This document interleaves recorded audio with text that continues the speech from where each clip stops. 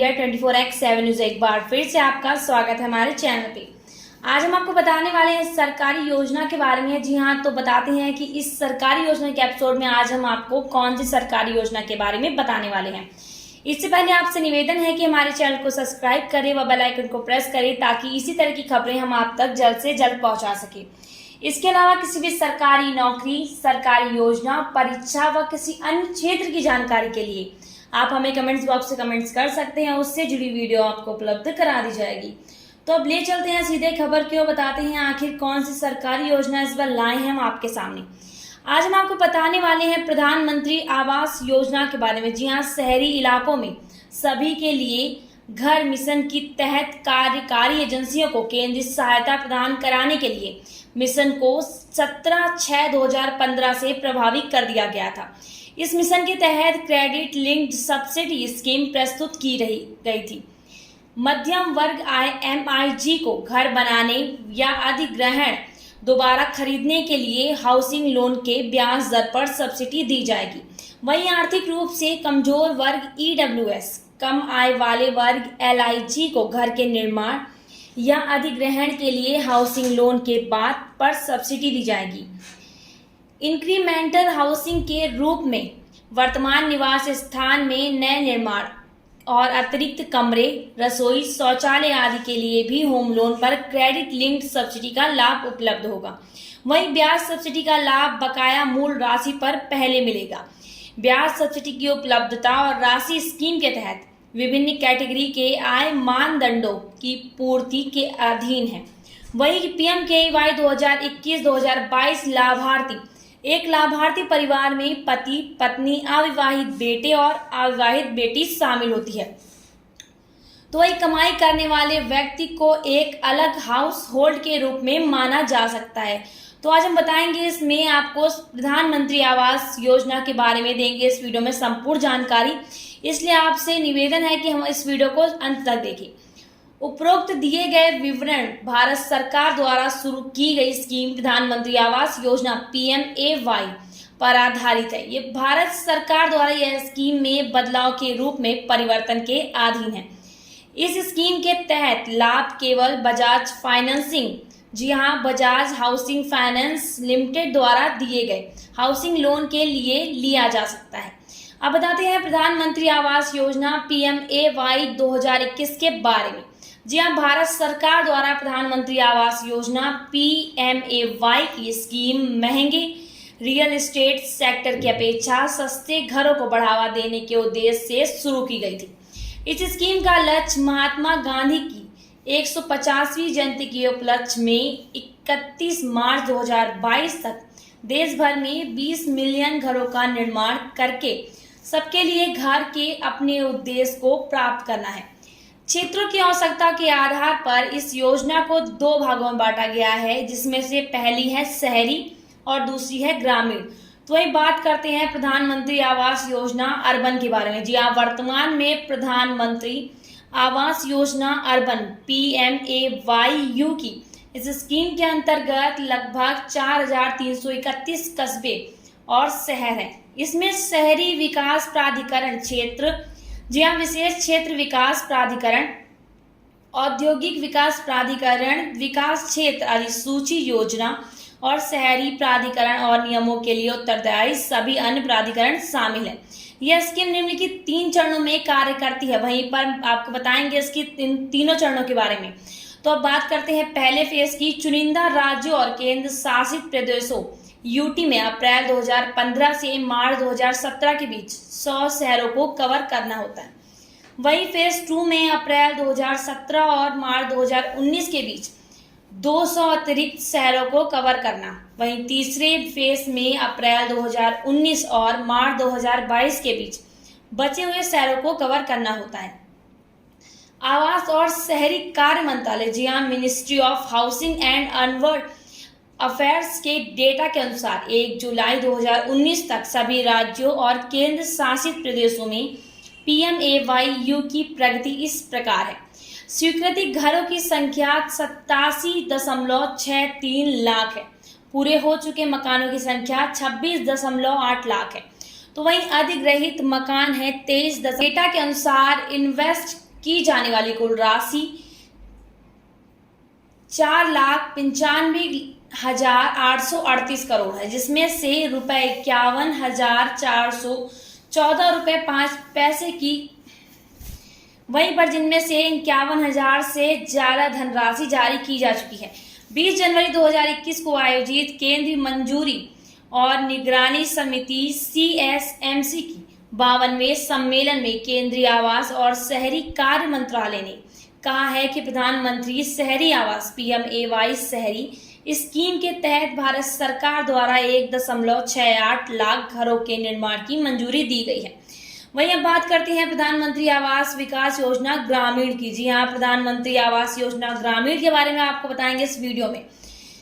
प्रधानमंत्री आवास योजना ग्रामीण PMAYG को पहले इंदिरा आवास योजना के नाम से जाना जाता था। हालांकि मार्च 2016 में इसका नाम बदल दिया गया था।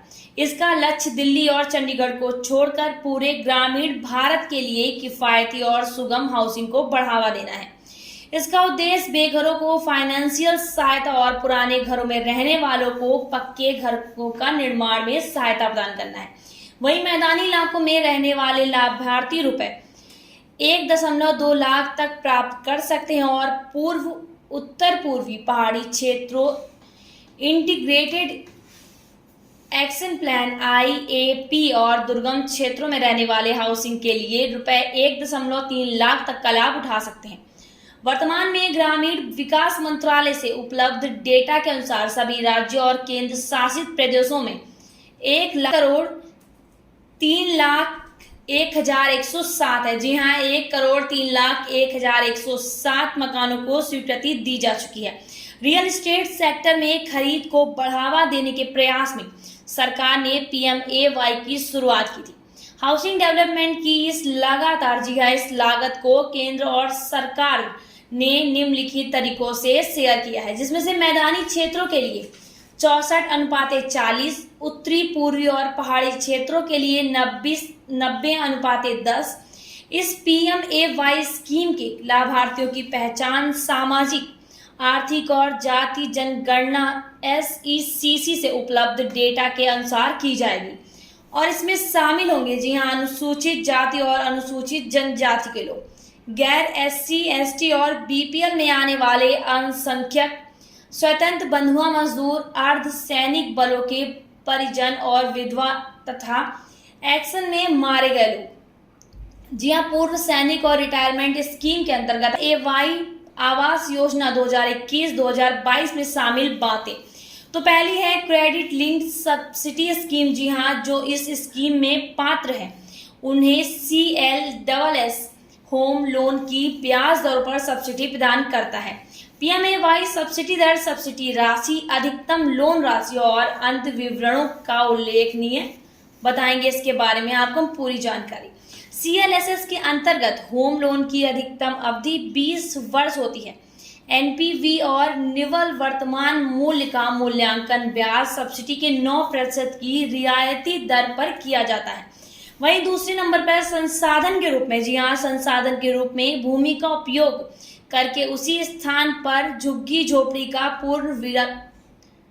पुनर्विकास। इस स्कीम का उद्देश्य भूमि को संशोधन के रूप में बस्तियों के साथ पुनर्वासित करना, प्राइवेट संगठनों के साथ मिलकर ऐसे स्थानों पर रहने वाले परिवारों को घर प्रदान करना है। केंद्र सरकार घरों की कीमतें निर्धारित करती है और लाभार्थियों के योगदान का निर्णय संबंधित राज्य व केंद्र शासित प्रदेश UT द्वारा किया जाता है। वहीं तीसरे नंबर पे आता है अफोर्डेबल हाउसिंग एंड पार्टनरशिप। जी हाँ, affordable housing and partnership AHP केंद्र सरकार की ओर से EWS परिवारों को घर खरीदने के लिए रुपए 1.5 लाख की फाइनेंशियली हेल्प करती है। राज्य और केंद्र शासित प्रदेश UT जैसे हाउसिंग प्रोजेक्ट के लिए प्राइवेट सेक्टर या अपनी एजेंसियों के साथ पार्टनर बन सकते हैं। वहीं चौथे नंबर पे है लाभार्थियों द्वारा खुद के घर का निर्माण या सुधार। PM आवास योजना का यह घटक उन EWS परिवारों का टारगेट करता है जो पिछले 3 घटकों का लाभ नहीं उठा सकते। ऐसे लाभार्थियों को केंद्र सरकार से रुपए 1.5 लाख तक की फाइनेंशियल सहायता मिलती है। जिसका उपयोग वे घर के निर्माण या मौजूदा घर को सुधारने के लिए कर सकते हैं। वही आपको बताने वाली है PMAY संबंधी सामान्य प्रश्न की आखिर कौन से प्रश्न उस पात्र में है। प्रधानमंत्री आवास योजना के लिए कौन पात्र है। वहीं पहले नंबर पे आता है आर्थिक रूप से कमजोर यानी EWS रुपए 3 लाख तक की वार्षिक आय वाले परिवार। वहीं दूसरे नंबर पे है निम्न आय वर्ग LIG रुपए 3 लाख से 6 लाख तक की वार्षिक आय वाले परिवार। वहीं मध्यम आय वर्ग MIG रुपए 6 लाख से 12 लाख तक की वार्षिक आय वाले परिवार। चौथे नंबर पे शामिल है मध्यम आय वर्ग जिसमें 6 लाख से 12 लाख तक की वार्षिक आय वाले परिवार शामिल है। महिलाएं जो EWS और LIG कैटेगरी से संबंधित हैं, अनुसूचित जाति SC, अनुसूचित जनजाति ST और अन्य पिछड़ा वर्ग OBC।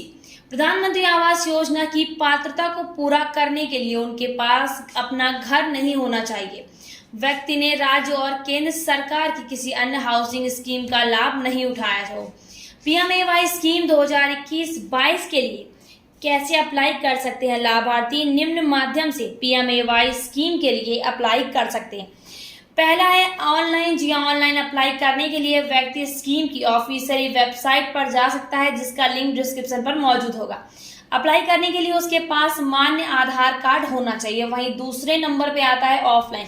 जी अभ्यर्थी कॉमन सर्विस सेंटर जी CSC सेंटर से के माध्यम से उपलब्ध फॉर्म भरकर स्कीम के लिए ऑफलाइन अप्लाई कर सकता है। इस फॉर्म का मूल्य 25 रुपये प्लस GST होगा।